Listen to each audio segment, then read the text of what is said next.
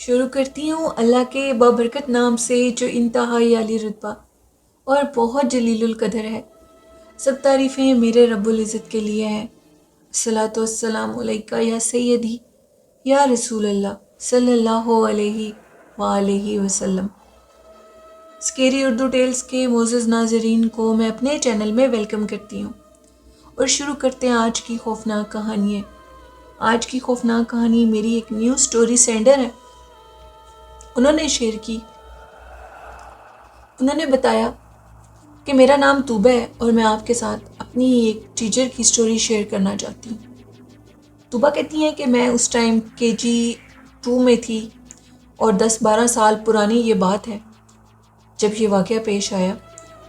تو میری وہ ٹیچر جو تھیں وہ ہمیں ٹیوشن بھی پڑھاتی تھیں اور ایک اسکول میں بھی جاب کرتی تھی، یعنی ایک اسکول ٹیچر بھی تھی اور ایک ٹیوشن ٹیچر بھی تھی۔ ان کے راستے میں وہ کہتی ہیں کہ ایک لڑکا کھڑا ہوتا تھا جو کہ ان کی طرف کافی دیکھتا تھا اور ان کو یہ فیل ہوتا تھا کہ جیسے وہ ان کو تنگ کر رہا ہے ان کے پیچھے۔ کافی دنوں سے وہ لڑکا ان کے راستے میں کھڑا ہو رہا تھا جب وہ اسکول سے پڑھا کر واپس آتی تھی، جو کہ وہ نوٹس کر رہی تھی۔ تو ایک دن اس طرح ہوا کہ وہ لڑکا ان کے پیچھے آیا اور اس نے ان کا ہاتھ پکڑ لیا۔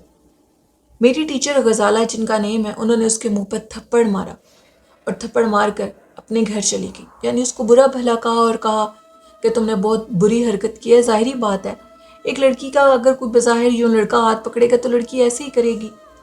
وہ اپنے گھر جیسی چلی گئیں تو گھر جا کر ان کی طبیعت خراب ہو گئی، ان کی آنکھیں سرخ ہو گئیں اور وہ اونچا اونچا چیخنے لگی اور ان کی آواز ایک مرد کی طرح ہو گئی۔ حالت بہت سخت خراب ہو گئی، گھر والے بہت زیادہ پریشان ہو گئے۔ تو تب میری انکل تھے ایک، اور انہوں نے ایک عامل کے متعلق بتایا جس کا نام مشتاق تھا۔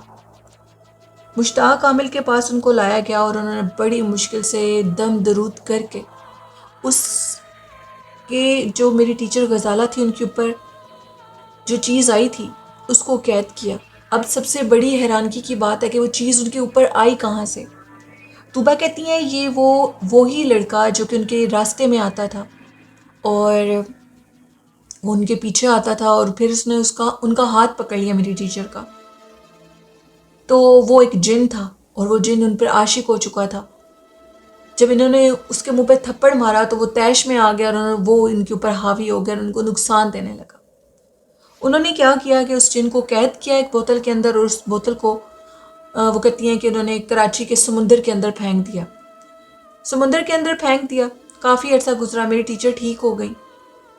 کافی عرصے کے بعد وہ جو مشتاق انکل تھے ان کی ڈیتھ ہو گئی، اور ان کی ڈیتھ کے بعد میری ٹیچر کی حالت پھر خراب ہو گئی۔ وہ مخلوق دوبارہ ان کے اندر آ گئی اور ان کو بہت زیادہ تنگ کرنے لگی، نقصان دینے لگی۔ ان کی وہی کنڈیشن ہو جاتی تھی۔ اب وہ کہتی ہیں کہ میں جوان ہو چکی ہوں، طوبہ کہتی ہیں، اور ان کی ایج زیادہ ہو چکی ہے، وہ بوڑھی ہو چکی ہیں اور وہ ابھی بھی اسی حالت میں، اور وہ مخلوق ان کے اوپر 24 گھنٹے سوار ہے اور ان کو تنگ کرتی ہے۔ کیونکہ جیسے ہی انکل مشتاق کی ڈیتھ ہوئی تو انہوں نے اس کو قید کیا تھا، تو پھر اس کے بعد ان کی بھی ڈیتھ ہو گئی، تو وہ مخلوق عامل کے بعد آزاد ہو گئی اور اب تک ان کے اوپر اور ان کی زندگی تباہ و برباد ہو گئی۔ یہ طوبہ کی کہانی تھی۔ بہت شکریہ طوبہ اپنی سٹوری شیئر کرنے کے لیے۔ تو اس طرح ہوتا ہے لسنرز، یہ مخلوقات ہمیں نہیں پتہ عام انسان کو کہ یہ وہی مخلوقات ہیں، ہم تو ان کے متعلق جانتے بھی نہیں ہوتے۔ تو پلیز اوائڈ کریں، اپنے آپ کو بچائیں، آیت الکرسی کے حصار میں رکھیں۔ بڑھتے ہیں آج کی لاسٹ خوفناک کہانی کی طرف۔ یہ خوفناک کہانی میرے ساتھ فرقان نے شیئر کی ہے۔ فرقان کہتے ہیں کہ میں نے آپ کے بہت سے کمنٹس پڑھے جس میں بہت سے اچھے رسپانس بھی تھے میری سٹوریز کے متعلق، اور کچھ جو میں نے کمنٹ پڑھے وہ ٹھیک نہیں تھے۔ ان کمنٹس میں یہ لکھا تھا کہ نانا ابو ہونے کا یہ مطلب نہیں ہے کہ وہ یہ ہیں ویسے ہیں۔ تو میں آپ سب لوگوں سے یہ کہنا چاہتا ہوں کہ آپ بڑوں کا احترام کریں، احترام میں ہی سب کچھ چھپا ہوا ہے۔ میرے نانا ابو بہت عبادت گزار تھے اور بڑے اور چھوٹے سب کا احترام کرتے تھے۔ تو ان کی جو واقعات ہیں یہ میں حقیقت پہ مبنی آپ کو بتا رہا ہوں، اس میں کچھ بھی جھوٹ نہیں ہے۔ تو اس میں کسی کو تو جیلس ہونے کی یا اپنی رائے غلط دینے کا حق نہیں ہے۔ ہاں، آپ رائے بھی اس طریقے سے دیں کہ کسی کا دل نہ دکھے، تو یہ بات بالکل ٹھیک ہے۔ آپ کچھ کہنا بھی چاہتے ہیں تو آپ اپنی رائے دیں اور ان کو سٹوریز سمجھیں، واقعات سمجھیں، اور ان واقعات سے اگر آپ کو یہ سٹوریز بھی لگ رہی ہیں تو ان سٹوریز سے آپ نصیحت حاصل کریں، نہ کہ ہم کسی کو غلط کہیں۔ خیر بڑھتے ہیں فرقان کی سٹوری کی طرف۔ سردیوں کی ایک سرد رات تھی اور نانا ابو اکیلا سفر کر رہے تھے۔ بتا چکا ہوں کہ وہ ان کو اکیلا سفر کرنے کا بہت شوق تھا۔ اسی کشمکش میں وہ ایک راستے کی طرف جا رہے تھے۔ ان کے ہاتھ میں ایک موم بتی تھی، وہ اس موم بتی کو ہمیشہ پاس رکھتے تھے۔ اس موم بتی کی خاصیت تھی کہ وہ تھوڑی سی رہ کر بھی جلتی رہتی تھی اور اتنے دن نکالتی تھی کہ سب لوگ حیران ہو جاتے تھے۔ نانا ابو کافی دور سفر کرتے تھے اور اپنے ہاتھ میں اس لائٹ کو رکھتے تھے۔ اس کو رکھنے کا مقصد جو بھی تھا یہ تو وہی جانتے ہیں۔ وہ کہتے ہیں کہ ایک دفعہ وہ ایک ایسے سفر پر گئے جہاں پر وہ جنات کی بستی کے اندر چلے گئے۔ وہاں پر ہزاروں کی تعداد میں جنات تھے۔ ان جنات نے نانا ابو کو دیکھا تو ان کو اپنی طرف بلایا اور کہا کہ آؤ نوجوان، ہم تمہیں کھانا کھلاتے ہیں۔ نانا ابو تب ینگ ہی تھے اور یہ ان کی شادی سے پہلے کا واقعہ ہے۔ وہ ان کے پاس گئے۔ میرے نانا ابو نے اس بستی میں رک کر کھانا کھایا۔ کھانا کھانے کے بعد نانا ابو نے ان سے اجازت طلب کی اور وہاں سے چلے گئے۔ نانا ابو کہتے ہیں کہ جیسے میں زیادہ اندھیرے کی طرف گیا تو مجھے پیچھے سے پتہ لگا کہ وہ بستی غائب ہو چکی ہے، یعنی وہ جنات کی بستی تھی۔ نانا ابو یہ جانتے تھے کہ وہ جنات کی بستی ہے۔ وہاں پر انتہائی خوبصورت شکل و صورت کے جنات تھے جنہوں نے اتنے مزے کے کھانے بنائے تھے۔ نانا ابو وہ کھانے کھا کر حیران ہو گئے اور وہ کہنے لگے کہ میں آج ایک تلاش میں نکلا اور پیٹ بھر کے کھانا کھا کر آ گیا۔ اس جگہ کی بھی نانا ابو نے نشاندہی کی اور وہ نشاندہی جو انہوں نے کی وہ لاہور میں تھی۔ وہ جگہ لاہور کی تھی۔ وہ پرانی لاہور کی ایک مارکیٹ تھی جو کہ بالکل بنجر اور ویران ہو چکی تھی۔ وہاں پر جنات پائے جاتے تھے اور وہ جنات مکمل طور پر آباد تھے ان پرانی دکانوں کے اندر۔ ان پرانی دکانوں کے اندر ان کا مکمل بسیرا تھا۔ نانا ابو ان جگہوں کو اس لیے دیکھتے تھے کہ کوئی بھی وہاں پر آباد ہونے سے پہلے ان کو پتہ لگ جائے کہ یہاں پر کوئی نقصان دہ جنات نہ ہو۔ پھر وہ وہاں پر جنات کا ٹھکانہ باقاعدہ طور پہ رہا، کافی عرصہ رہا، اور پھر اس کے بعد نانا ابو کہتے ہیں کہ ان جگہوں پر دوبارہ سے دکانیں بن گئی اور وہ دکانیں آباد تھیں۔ وہ جنات تنگ نہیں کرتے تھے۔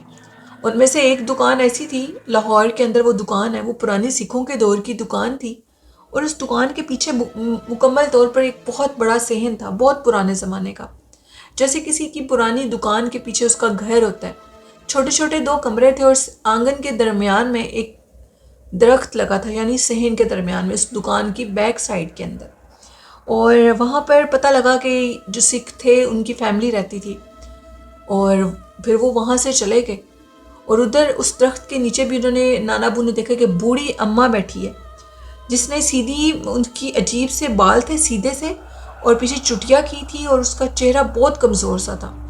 وہ اچانک دیکھتے دیکھتے نانا ابو کے ادھر غائب ہو گئی۔ اس کے ہاتھ میں ایک پنکھا تھا ہوا دینے والا، اور میرے نانا ابو نے کہا کہ یہ پرانے زمانے کے جنات ہیں۔ ایک بوڑھی ضعیف اماں تھی، جنی تھی جو کہ ادھر بیٹھی ہوئی تھی۔ نانا ابو نے اس کو بھی دیکھا۔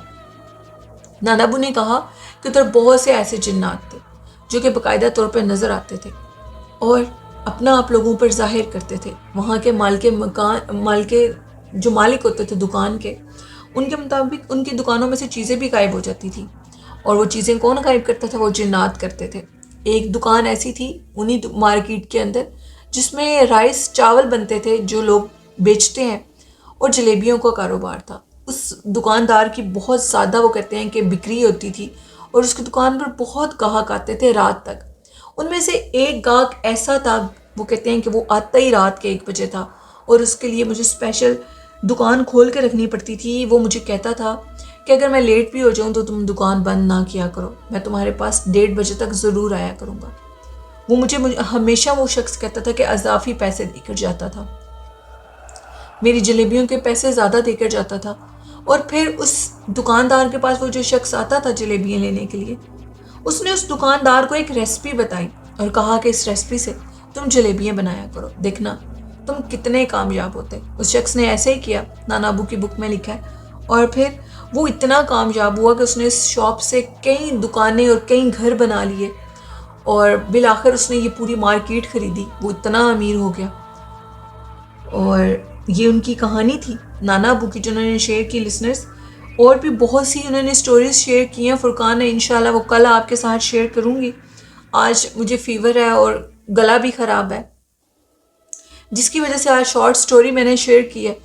آپ لوگ اس سٹوری کو ضرور اسے سبق سیکھیں کہ بڑے لوگوں کا احترام کرنا چاہیے، ان کی عبادت اور جو ذکر اذکار وہ اگر آپ کو بتا رہے ہیں تو اس کو اپنانے کی کوشش کریں وقت کے ساتھ ساتھ، نہ کہ ان میں سے ہم لوگ کیڑے نکالیں، ان کو ایسا الٹا لفظ بولیں، اچھا نہیں ہوتا. احترام کا دروازہ گو کے چھوٹا ہے، اس میں گزرتے ہوئے تکلیف تو ہوتی ہے لیکن یہ بہت منزل تک انسان کو پہنچا سکتا ہے.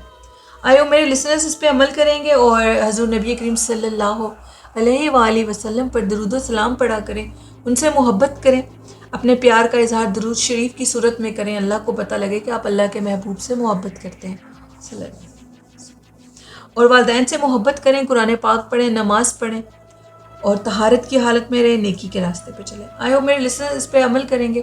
اپنا اور اپنے والدین کا بہت سا خیال رکھیے گا. مجھے اور میرے والدین کو اپنی دعاؤں میں یاد رکھیے گا. اللہ حافظ.